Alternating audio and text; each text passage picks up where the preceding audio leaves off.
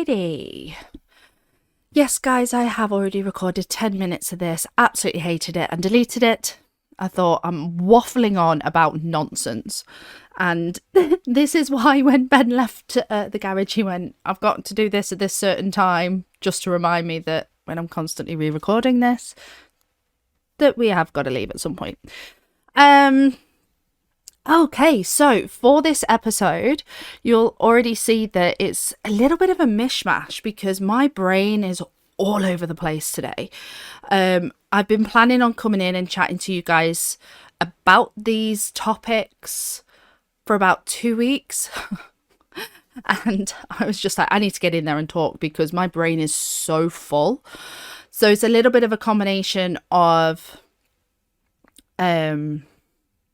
why the stigma around people having so many jobs needs to get lost. And also why we've decided to open up the also BJJ and AP where we are. Because those are two things that are kind of A, being talked about a lot, and B, are really important to me because there's so much psychology in there and there's so much kind of perspective that we need to take into account. Okay, I just had to check then. I was like, are we actually recording this? It's been a long day. And I was stood in the kitchen earlier and Ben turned around to me and was like, what are you doing? Because I was just stood staring out of the kitchen window. And I said, oh, I'm thinking. And it was because something dawned on me that so often we are on the outside looking in on people's behavior and actions that we can make so many assumptions based on very little information. And then my mind diverted back to this picture. You may have seen it. It's going all over Facebook and Instagram, where there's a picture of a dog grabbing a lamb's throat. And on one side, you've only got the image of the dog, which looks like it's attacking the lamb or sheep. But then when you actually see the whole photo, you can see that the dog's dragging it out of a mud pit. And it was so poignant because I thought, wow, I do that myself all the time. I can be on the outside looking in and you don't know what people are thinking. And if you listen to my intro, that's what I'm always saying. You never have the full picture unless you actually sit down with somebody, have a conversation, and stop making assumptions. Like, we can all come to our own conclusions based on the minimal knowledge that we have. But that doesn't mean that we have any right to spread that opinion as fact or matter of fact to other people, not without knowing it yourself. And this happens all the time in life, and I do it without even realizing I'm doing it. And it's not fair. And so these two topics that I'm going to talk about definitely come hand in hand because they merge, because it's a lived experience, which is what I'm all about. All of my studies, my papers are on the lived experience for a reason, because you can never see a full picture unless you actually sit down with a person and hear what they're actually going through. Just to clarify, guys, none of my papers have been published yet, so please don't go looking for them. I have not had the time to do that yet, but they will be eventually. So I was with a friend. I was catching up with a gorgeous friend of mine that I've known for many, many years. And I was saying to her that there's this really stupid stigma around people having loads of different jobs over a short period of time. And if you are old enough to remember this, and it may be going around now, I don't know, because I'm older. If you went with a paper CV to somewhere and said, can I have a job? And there was loads of different jobs on there, it was instantly a negative thing. It was like, oh, this person can't hold down a job. They can't, they're not reliable. We don't want them. Without actually asking the person why they've had so many different jobs. And for me, over the years, I've had loads. And it also started making me think, because when we decided to actually go for it and open up a jiu-jitsu club at AP, one of my siblings turned around and went, I'm really, really proud of you. and we were wondering when you were going to finally settle on something, basically, something along those lines. And I was like, it stung a little bit, but I thought, wow, is that what it looks like from the outside in of what I've been doing? It may even look like that to Ben on occasion over the years, but I'm going to put a different spin on this and a little bit of a different perspective. First of all, every single job that I've had over the last 10 years, maybe more, I've been more than that, have contributed in some way for me to have the confidence to be able to open our own jiu-jitsu gym and AP. And you'll understand why as we go along. When I was working in an accounts job, it was a full-time job. It was a really good job with for a spectacular company. It was amazing. I ended up in a supervisory role, not officially, but I was kind of thrown into that, if you like, which was really hard for me at the time because I was still quite young. I'd got a really young daughter. Jessica was only really young at the time, but I got thrown into this role and it was really kind of challenging for me in so many different ways. I was struggling with the idea of not being at home with my daughter because I felt like I should be. Ben hadn't even started doing martial arts at this point. But I was given that responsibility. And if you know me, you'll know that I thrive on that. I love a challenge. However, this wasn't me. Like, working in accounts just wasn't my thing. I was thinking of doing AAT and qualifications, but I'm so glad I didn't because I was going to lose myself. And I was sat at home. My daughter, Jessica, had got chicken pox, right? And we were just around about the time where people were kind of toying with the idea of staying at home, like working from home. So it was pre-COVID. And we could all have one day a week at home. Now, Jessica got chickenpox. I had the Friday working at home. And then she was really poorly over the weekend. Ben wasn't working at home at this point. But we did happen to be in the same building, which was kind of cool. And I was like, well, I get one day a week at home. We got to the Monday and she was still really, really poorly. He couldn't stay at home. So I said, well, don't worry about it. I'll just use my one day at home on the Monday as well. I get a phone call at home from a member of management. Where are you? Well, I'm at home. Have you got no common sense? That moment, guys, was the turning point in everything that came next. I was so angry that somebody who was not living my life, that was not in my home for those 48 hours with no sleep, with a sick child, could tell me as a mother that I had no common sense. I could do my job from home. There was no reason for me to be in the office other than the fact that they wanted to see my face. And I knew that I could do my job just as well. And if anybody needed me, I was there. I was at my computer. If Jessica was really, really poorly, I would just let them know and I would go sort her out.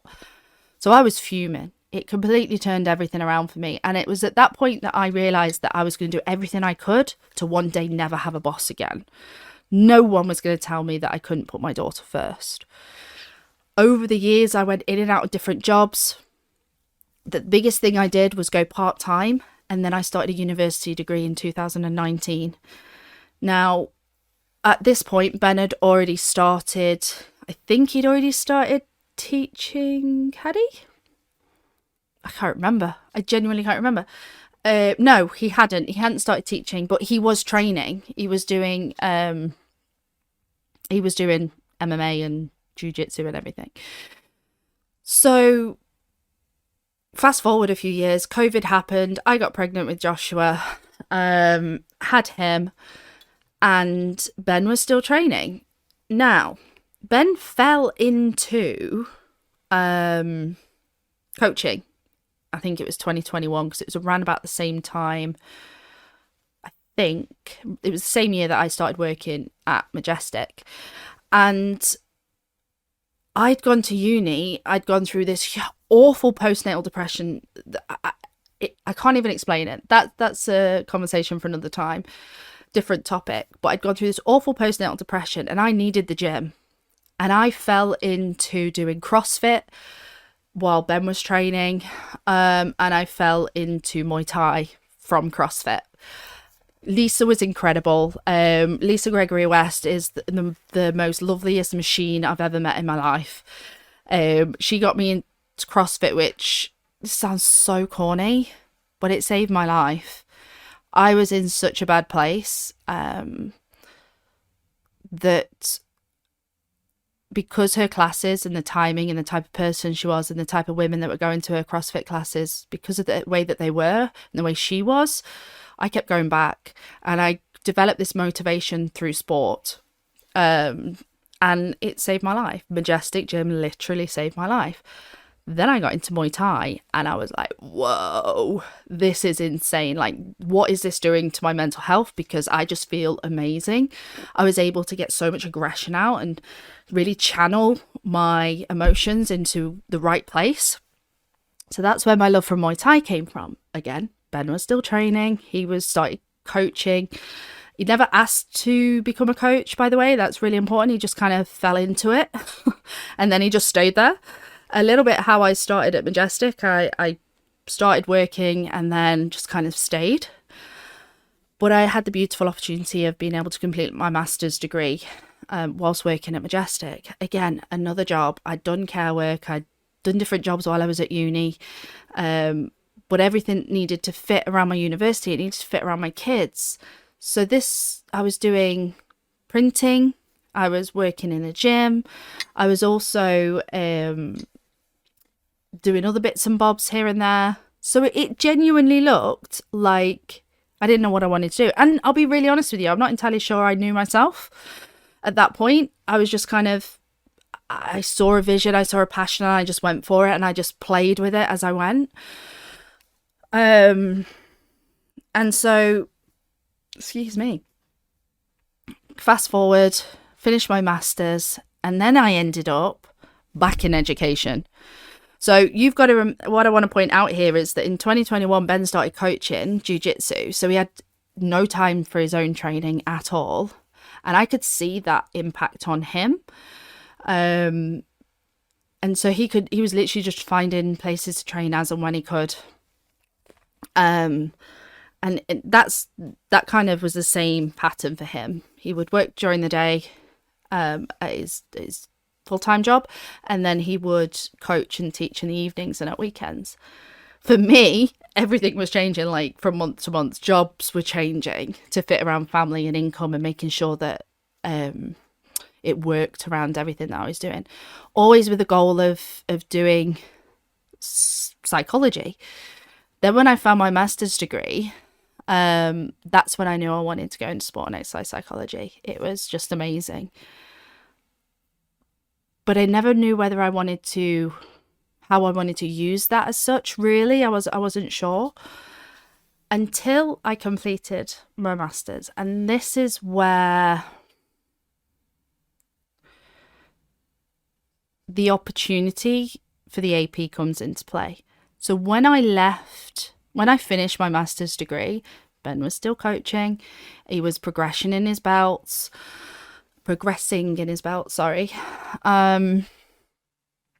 And I found myself back in education, and I always said I wasn't going to do that again because I'd been a cover supervisor. It was one of my many jobs, and I used to take it home with me. It would make me cry. Like, I was stressed, and I was taking that home. But there was something about this job, because I had actually applied for a role in a school, which was a sports-specific role, which was going to help me with my last stage of training in SEPA. But I didn't get that because it had already been taken. And I got a phone call, and this lady said, look, I've got a job. It's in a school, and it's for SEMH, SEN, TA. And I was like, do I really want to do this? Do I want to be a TA? Not really. So I said, well, I'll go, but they've got to accommodate the sports aspect, because that's what I am. I'm a training sports psych. So I went for the interview, and they told me about the role and what it actually was, and I was just blown away. It was an on-site provision, and it was on-site AP, and it wasn't your traditional TA work. It was literally from the ground up. It was brand new.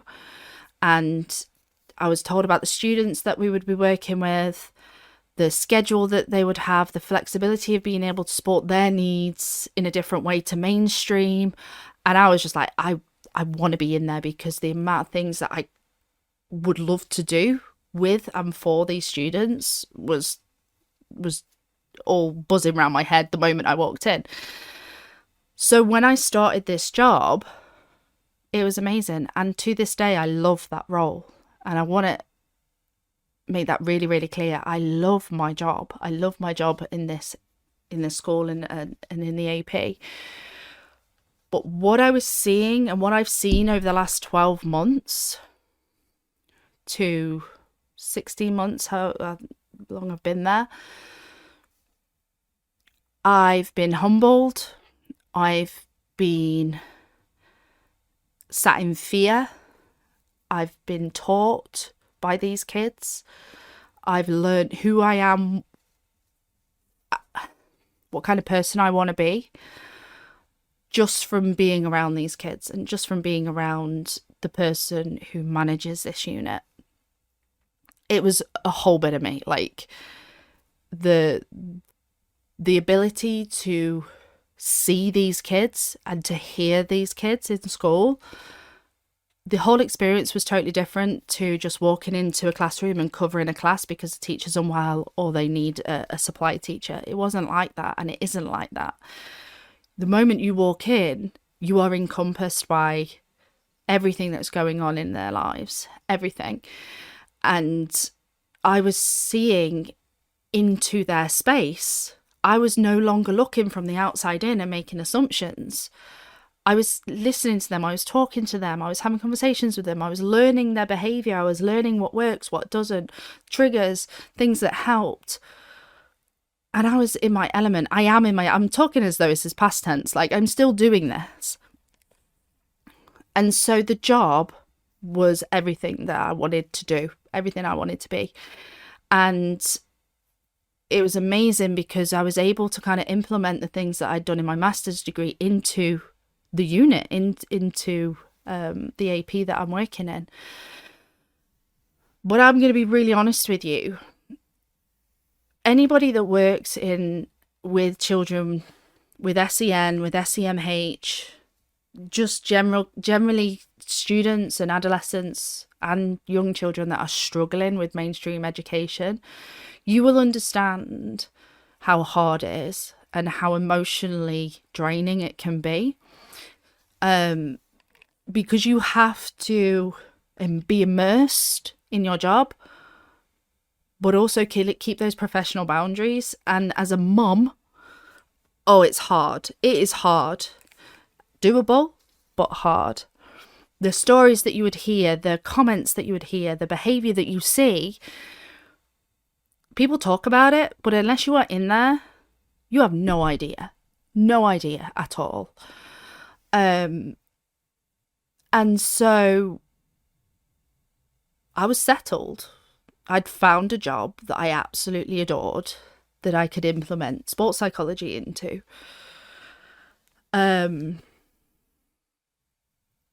But we were also at a point where Ben was coaching. So we've got to bear in mind that I'm in this arena of helping children with poor mental health, with educational needs.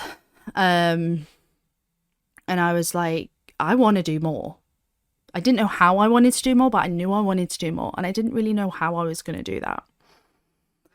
Now, you look on the other side of our lives as a family. Ben was still coaching. He's still in his job. We're raising a family. I'm still printing. I'm still doing hoodies. I'm still doing t-shirts and things like that. So we're busy. And then we're in the gym. He's coaching.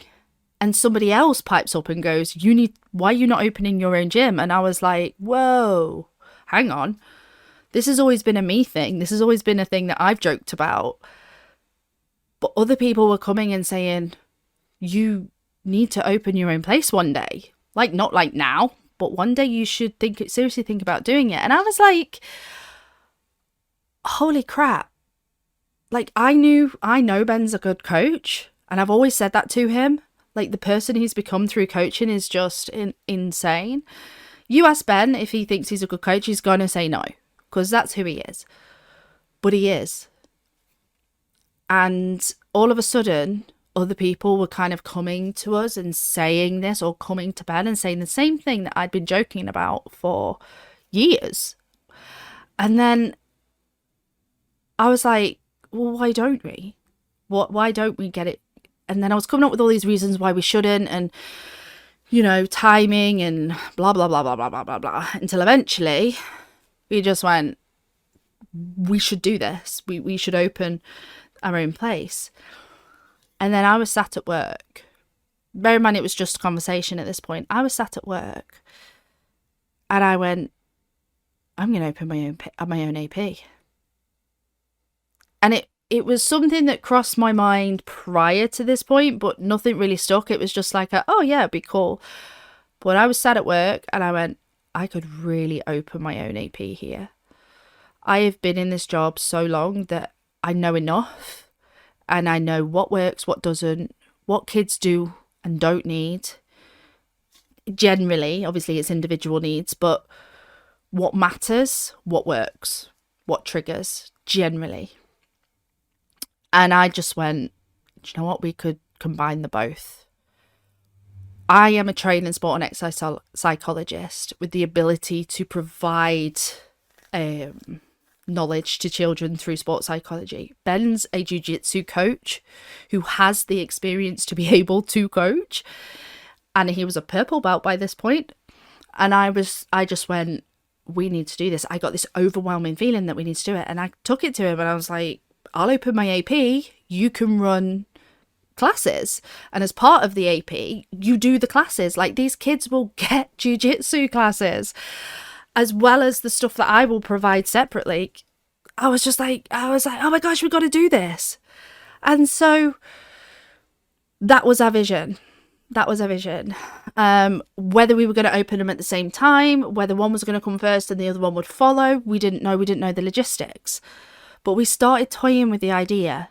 Bear in mind, all this is still me. Like, all of these ideas came from me. Like, none of this was Ben's idea to begin with. It was all mine.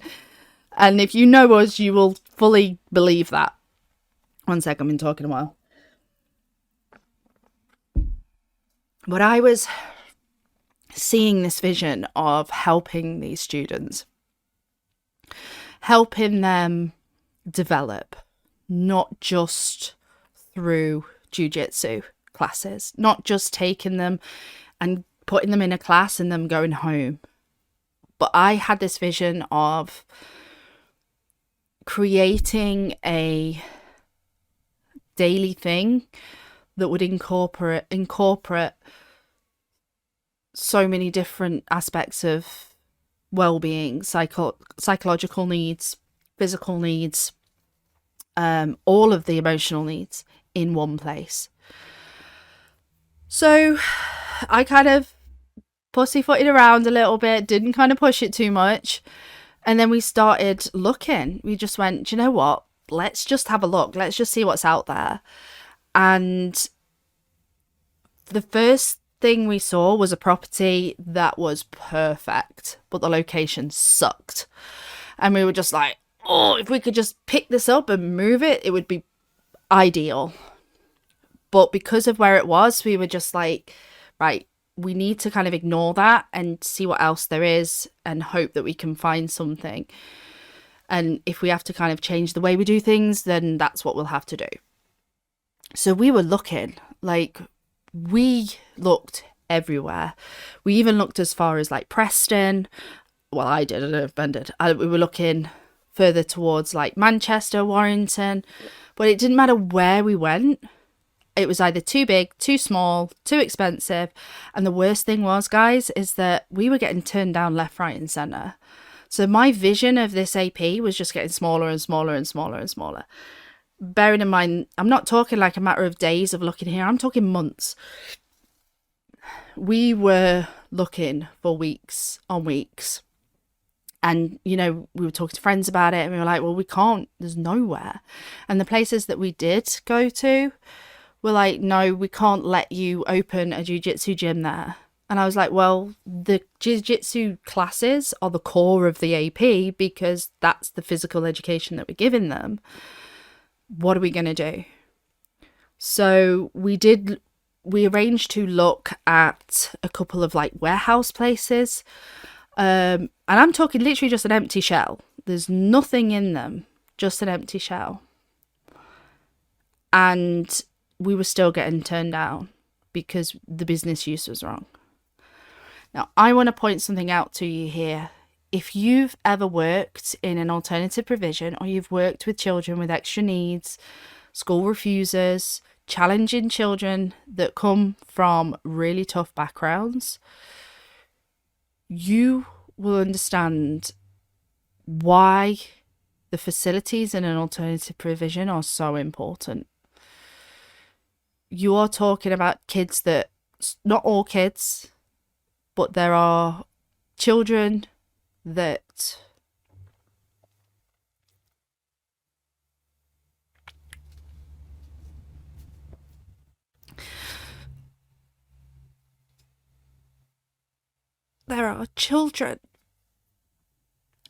come in. I said I wasn't going to cry. There are children that come in that are so tired because they haven't been able to sleep all night because they're either anxious or things are going on at home, that they fall asleep on their desk, or they have to spend the whole day asleep on the sofa because they have to regulate because they've had no sleep. There are children that come in that are so neglected that you can tell that they're just not being looked after at home, that are so closed off that won't even look you in the eye. And yet there are children that just don't want to be at school, that their behaviour is solely because they just don't care. So you have this huge mix of kids where you have severe neglect. And now I'm not just talking about where I work, I'm talking about in general. You have a range of kids that have got who are severely neglected to those that just kicking off because they're spoiled. And you have to discern which is which very fast. And you are on high alert constantly in your job because anything can happen at any point. And you don't know what's happened before they walk through your doors. So when I was looking at facilities for my alternative provision, jiu-jitsu aside, I had to take into consideration how that child would feel walking through my doors. I have spent over a year watching, listening, talking to students in the school, at training, outside of school that have nothing to do with my job, talking to parents, watching videos, doing research to really try and understand what works for a good majority of kids and what they need when they walk through my doors. So I needed somewhere that had toilets, obviously. I needed somewhere where if they hadn't had a shower for 2 weeks, that they could feel safe enough to be able to jump in the shower and grab a spare pair of clothes or bring clothes with them. That they might, that might actually, oh gosh.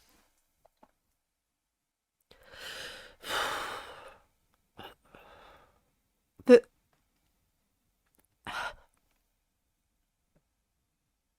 they could come in and make themselves a sandwich because that might be the only meal that they have during the day without having to go and steal it from a shop or fight their brothers and sisters for food because their parents or their guardians haven't got them a meal or haven't paid for shopping.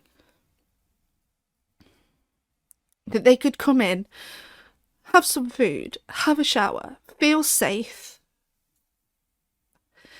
have a nap, to sleep, have a safe space where if being with us is too much, that they can take themselves away and regulate. So these are the things that I had to have in my AP. A kitchen, toilets, a shower, a regulation room, or a room to regulate in, and the training room. That's it. And we were looking at warehouses where they were completely empty, but we were willing to go to these places and use a completely empty shell and build into it if we needed to. But everywhere we went, it was ridiculous. The price was astronomical. I think that's the words. Or it just wasn't big enough, or there was always something. Too small, too big, too expensive. You name it, there was an issue. So after weeks and weeks and weeks, we had to go back to square one. We had to go back to this premises that was literally kitted out. Again, I couldn't care less right now about the jiu-jitsu side. I was more bothered about the AP. As long as there was space to put mats, like I said at the beginning, you can put mats anywhere. You know, I'd realised this back when Andy was in Bolton, and I was sat there and I was like, wow, you could literally just put mats anywhere and have a gym. So I wasn't worried about that. What I was concerned about was that when these children come into my AP, they will feel safe, heard, and seen. Those are the three elements that underpin my alternative provision, which is safe, heard, and seen, whichever order you want to put it in. The extra one on there is to be cared for. That's just kind of an extra. But safe, heard, and seen. If all of those things come into play, then you will feel cared for. That was my priority, and that's what still is. And so we hadn't gone and looked at this place. Even though we knew that it was within our budget and the facilities were perfect for not only a jiu-jitsu gym, but for the AP, we hadn't even gone and looked at it. And after being turned down, and after finding places that were thousands of pounds more a month, we went, we're going to have to look at this place. We're going to have to look at it because this isn't going to come up again. And if it does, we don't know when that is. So we went and had a look, and we walked in, and I just said to Ben, I said, we're going to be idiots if we don't take this place. Because we knew that there were other people that were interested in it. I was like, we would be stupid not to. And we had a chat and we spoke about it, and we just went, we're going to have to go for it and see if we get it. And we got it. And as excited as we were also really fearful. And we'd been so careful about not being where we were, because guys, it's not the ideal place. It's close to other martial arts places, and we knew what that would look like. But we had to weigh up, or I had to weigh up, the consequences of being there. Do I put off 1 to 3 years worth of cohorts of students being able to have the support from us as an alternative provision so that it doesn't look bad? Or do I go ahead and put something in place that could ultimately change these, not change, but have a positive impact on the lives of these kids? And ultimately I turned around and said, that's more important than what people think we're doing or what it looks like. And it wasn't great. And you know what? You don't want to open a martial arts place next to a martial arts place or too near to another martial arts place. But in this scenario, it wasn't a case where we just kind of went, oh, well, sod it, we'll just go there. we made this decision over months worth of looking and research and taking into account what we were trying to do, what I was trying to do. And so that's why we're where we are. And the only reason we are where we are is because of the multiple jobs that I've had over the years. You know, all the vinyl, not all, but most of the club hoodies, t-shirts, I'm making those because of the jobs, because of those little jobs that I had while I was at university. I'm able to do all of my accounting for the gym because I worked in accounts. So everything has come to this point where us opening an alternative provision, a Brazilian Jiu-Jitsu gym, and being able to run it efficiently is because of the multiple jobs that I've had over my lifetime. I've been a manager, I've been in accounts, I've been in clothing production as such, like printing, so that's there. And I've also worked in one of the most incredible martial arts facilities up here, and that's Majestic Gym. I have seen how Kev has conducted himself in that gym as an owner. And if I can be half as humble and as approachable as him, then I'm winning. Because the community, the family, and the atmosphere that he's created at Majestic Gym is the most amazing feeling when you walk in. And I just hope that I can even just scratch the surface with just like the tiniest amount of what they do there. Majestic Gym literally saved my life. They gave me a safe space because I was seen, I was heard, and I was safe.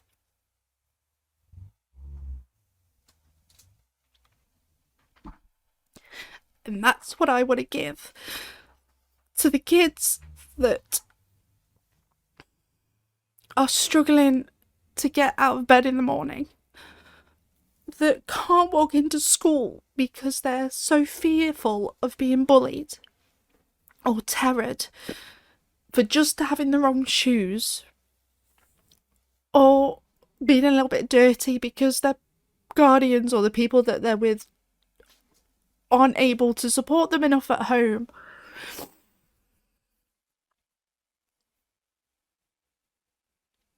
You cannot put a price on being able to help another human being. So I am grateful for the fact that I've had all these jobs that are enabling me to open a facility with my husband. I'm grateful that Kev and Lisa had enough trust in me to allow me to work for them, to experience how a gym should run, how the atmosphere should be in a gym. I'm grateful that Ben had the opportunity to start coaching, that he was able to train with Steve, who embodies the idea of helping the youth.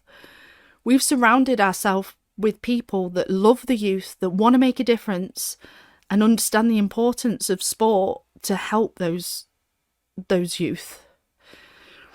But guys, this idea of having loads of different jobs, it's not a bad thing.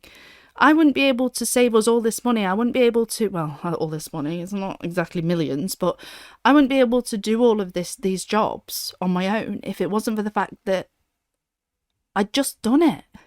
I'd gone, well, I need this job and this works around my family, regardless of what other people think. So, I suppose in summary, guys, because I've been chatting to you for absolutely ages and I'm crying as well. First time for everything. If you see somebody who is jumping around jobs, don't stand there and kind of go, oh, well, they're just unreliable or they don't know what they want to do. It might be that they are doing what's best for their family because that's what works, and that's okay. It doesn't mean that they can't hold down a job. I mean, don't get me wrong, if they're getting fired left, right and centre, well, that's different. But if they're just changing up jobs, leave them be, ask them. I remember going for a job interview and they actually asked me, they were like, why have you had so many different jobs? And I could justify every single one. A house move, children, COVID, maternity leave, temporary contract. You know, it was never career change. It was always university, master's degree. If you can justify it, there's nothing wrong with it. Like I said, if I hadn't have had all those jobs, I'd be spending a lot more money on opening this gym and AP with Ben. And the second thing, make sure you get the whole picture. And I'm only telling you this story and telling you why we're located where we are, so that people understand that it's not just what you see on the surface. It's not just, oh, they did it because they wanted to and they don't care. No.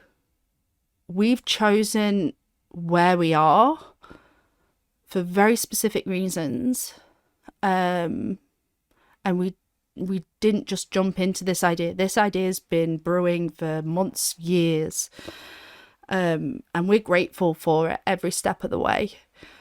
You're never going to do anything in life if you hold the fear over the vision. Let me repeat that. You will never do anything, I'm going to add to this, worthwhile in life if you hold the fear over the vision. Fear is a good thing because it makes you careful and it makes you aware of other people. We're going to make mistakes along the way. We're going to do things at the wrong time. We're not going to open our mouth when we should, and vice versa. That's part of being human. We all do it. We all make those mistakes. But never, ever, ever not do something because you're so fearful of what might happen and what people might think. Because if what you're doing comes from the heart and it's for the good of people, you should still do it, as long as you do it gratefully, you do it with a little bit of humility, and when you're wrong, you hold your hands up and you say that you were wrong. I'm pretty sure Ben is dreading me being a co-owner of this business, because it's supposed to be like this manly place, and I keep putting like all these flowers everywhere and thinking, oh, the AP's going to do this and the kids will love this. When we are up and running, please come and visit. Honestly, just drop in and say hi. I have put a thing on social media where if you are a business, doesn't matter what business that is, that help people with mental health, physical health, whether you're a gym, a club, a youth club, a school, or a company, like I think it's Andy's Man's Club, I think that's what it's called. Anything like that, please get in touch, because I would love to have your leaflets on the wall. I would love to be able to signpost people to you. If we can't offer something to somebody that walks through our door, I want something that I can say, okay, we can't give you that, but this is a place. Maybe we know them, maybe we don't, I don't know. But this is a place that says that they can give this, this, and this. Please go get in touch. There's going to be things, what time are we on? Oh, we're good, it's fine. There's going to be things that we can't offer, even as a jiu-jitsu gym or an AP, that other people are looking for. It might be atmosphere, it might be coaching, it might be something, anything, something physical or specific. If we can't offer that, I want to be able to say, go here, go there. They can give you this, they can give you that. Like, we're not a lot of things. We are just a Brazilian Jiu-Jitsu facility that provides an alternative provision. That is what we are, and nothing else. So I hope that gives you something, a bit of an insight. My whole podcast is behind the face of it. I'm not going to sit here and lie. I'm going to answer all of your questions. So please, if you don't agree with me on something or you've got a question, send it in. Like, message me on Instagram, comment on this episode. Please do. All I say is please be respectful. Don't be hateful anywhere. But if you've genuinely got a topic or a question or something you want to say about this episode, please get in touch. I am an open book. So yeah, don't take everything on surface as face value. You need the whole picture. Remember that dog and the sheep analogy. You may see something, make an assumption or opinion, but until you see the whole picture, you can't really have an opinion, or should I say, you haven't got all the facts. So make sure you've got all the facts. And I hope that really helps all of you, especially those of you that are jumping through jobs. Like, ignore them all. Ignore them. Like, find your place, find your space. And if you come into, or if you're a teacher or you work in a school, please get in touch, because we would love to have a chat. I would love to have a chat, should I say, about providing a safe space for those kids. Remember what underpins us: seen, heard, and safe. That's my priority, and that also filters into the jiu-jitsu classes and the Brazilian Jiu-Jitsu club that we have as well. If you don't feel that when you walk through the door, I'm doing something wrong, and I want to know. So thank you guys. I really hope I haven't waffled too much, but thank you for listening, guys.